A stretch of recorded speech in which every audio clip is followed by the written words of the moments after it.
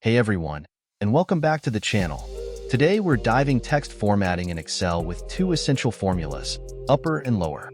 Ever received data in a spreadsheet with inconsistent capitalization? Maybe names are all lowercase, or product titles have random caps. Well, upper and lower are here to save the day and bring order to your text chaos. Hey upper, this formula converts all lowercase letters in a text string to uppercase.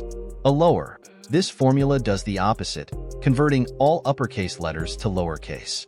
They're incredibly useful for ensuring consistent text formatting and making data analysis easier.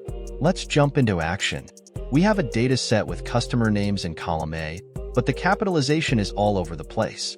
We want all names to be in proper uppercase format. Here's how upper can help.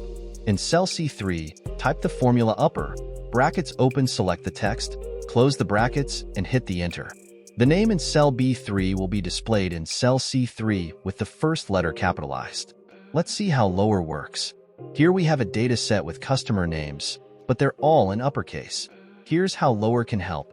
In cell C3, type the formula lower, brackets open, select the text, close the brackets, and hit the enter.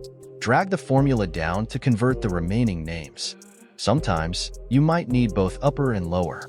For example, to convert a text string to proper case like first letter uppercase, rest lowercase, you can nest the formulas. Type proper, bracket open, select the text, close the brackets, and hit the enter. And here you have it. The proper function in Excel capitalizes the first letter of each word in a text string and converts all other letters to lowercase.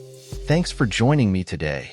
If you found this video helpful, be sure to leave a like and subscribe for more Excel tips and tricks. Until next time, happy excelling!